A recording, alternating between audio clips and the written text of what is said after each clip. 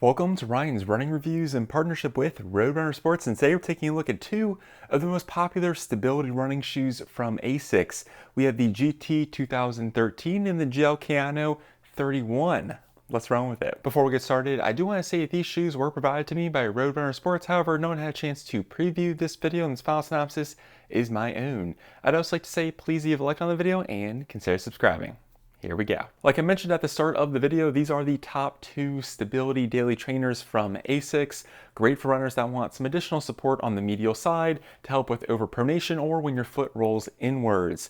Now, to make this simple, the Kayano is going to be the larger and more well-cushioned trainer. There's also some additional components to the midsole that help with the stability. And then on the other end, we have the GT-2000, which is the lighter and more versatile stability trainer. If you're familiar with the ASICS running shoe lineup, the Kayano is basically the stability version of the Nimbus, while the GT-2000 is the stability version of the Cumulus, which is their more classic conventional neutral daily trainer. Now, ASICS has a ton of running shoes. There's also a GT-1000, which is essentially the budget version of the GT-2000. So I hope that makes sense because, again, there are a lot of running shoes out there, but the long and short of it is these are the top two stability shoes. Kayano is going to be the larger version, while the GT-2000 is going to be the more moderately cushioned version. As far as the stats go, the GT-2000 costs $140, while the Kayano does have a more premium price tag of $165. The Kayano is also the heavier shoe, weighing 10.8 ounces, while the GT-2000 comes in at a very reasonable 9.5, so well over an ounce lighter compared to its larger counterpart.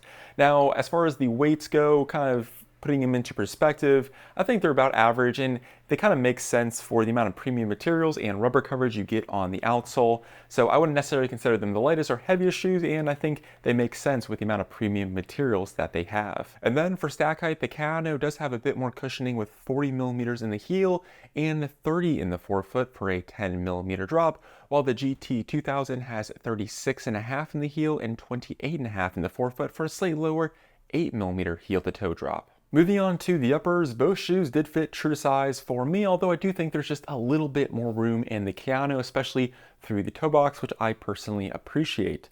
As far as the breathability goes, again, a slight edge to the Kayano. I just felt like it had ever so slightly more airflow. Both shoes performed well, but just, again, a bit more breathability on the Kayano. The biggest differences really kind of come alive when you start to move on to the tongue. On the Kayano, we have this very kind of classic ASICS tongue experience. It's gusseted, light amount of padding, very comfortable and gets the job done. Big fan. However, I really like what they're doing here on the GT-2000. It's somewhat elastic and stretchy, has a little bit of give to it, which is nice when you're trying to adjust the tongue and get it situated, with some small foam blocks towards the top to help with lace pressure. And I think this new implementation works really well, and I hope to see it on future ASICS running shoes. So it's going to be much thinner, a little bit lighter compared to the more traditional setup we see on the Kayano. And then if we go towards the heel counter, this is another big difference. On the GT-2000 is really stiff and rigid with a light amount of padding, while on the Kayano we also have a very stiff and rigid heel counter. That's what you want out of your stability shoe, kind of helps prevent any excess motion. However, we have a lot more plush padding towards the rear with a elastic pull tab. Pull tab on the GT-2000 is kind of your standard kind of rope or fabric. So it just depends on what you're looking for. If you want a little bit more plushness and comfort, go with the Kayano. If you want something a bit more traditional and classic daily trainer-like, go with the GT-2000. Really happy with both uppers. I think perform well, but again, a slight preference to just the room in the Kayano. And now for the midsoles, there is a whole lot going on here, a bunch of different small components working together, so I'll do my best to explain it. Both midsole foams are Flight Foam Blast Plus Eco. Yes, that's a long name, similar to what we see in the Nimbus and Nova Blast. ASICS likes to use this for their premium daily trainers, and I think it works quite well. Moderate level energy return and a solid level of cushioning. Now, we also have something called Pure Gel. It's a small bit of gel directly underneath your heel in both shoes. This is a kind of evolution of their gel technology. Previously, be along the outer edge of the heel and a small bit directly under your forefoot. I personally can't feel it directly under my foot. It's not like a noticeable sensation, but according to ASICS, it does help with shock and impact protection. So I'll have to take them at their word for that just because I don't have a non-gel Nimbus to try. So just wanted to put that out there. Next, we're going to talk about the stability components in the midsole. The Kayano has a 4D guidance system, and then the GT-2000 has a 3D guidance system. Now, in my opinion, these stability systems share a lot more similarities than differences. So let me kind of break it down. The first key similarity is the really wide outsole platform. The Kayano does have a slightly wider platform, but both shoes offer a ton of surface area to land on, just help with overall inherent stability. We also have asymmetrical sculpting in the midsole, which means the lateral part of the shoe just has a few more kind of cuts into it, while the medial side is going to be a bit more filled in, which basically means you're going to have easier lateral compression than medial side compression, giving you that medial side support, and that is the case on both shoes. The other thing is you have these mini foam sidewalls towards the rear of the shoe, kind of surrounds your foot as it sinks into the midsole, kind of acting as mini guide rails. So all those things kind of work together to give you a very stable and well-structured ride.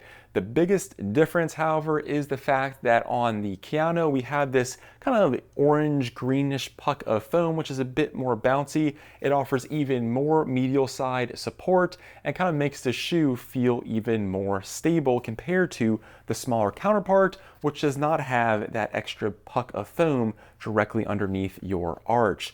So kind of taking those things into consideration, you're going to have just a bit more stability with the Kayano, as the midsole is also a bit more stiff and rigid. You do have some rubber through the midfoot, which the GT-2000 also has.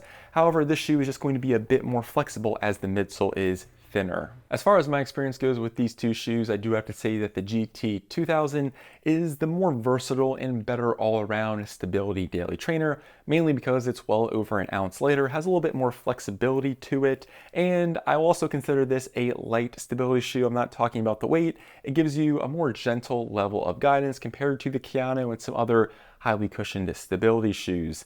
Most of the stability here comes from the additional Flight Foam Blast Plus on the medial side, and the sculpting, there's no dual density foams, no posting or anything like that. Again, it's just a very gentle level of guidance.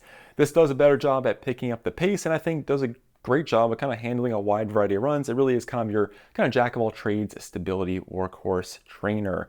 The Flight Foam Blast Plus Eco I think does a great job. It's not as bouncy or squishy maybe compared to something like the Nova Blast or the Nimbus in that implementation. I know it's a lower stack shoe, but I don't think all Flight Foam Blast Plus is created equal. I do like this setup. It just might not be as soft or as bouncy as some runners expect. And I think that's where the Kayano comes in. This is going to be the softer yet more stable shoe, just have a lot more structure here. It's a lot more rigid, and you do notice that extra bit of stability on the medial side. Now this does have a 10mm drop, which means you're going to have significantly more foam in the heel compared to the forefoot, while the GT-2000 has a slightly lower 8mm drop. For me, I really like the Kayano on my recovery runs. The one kind of big drawback here is it's a little bit bulky and heavy. It's not great at picking up the pace. So for someone who needs kind of a one shoe to do it all, I'm not sure the Kayano is necessarily that.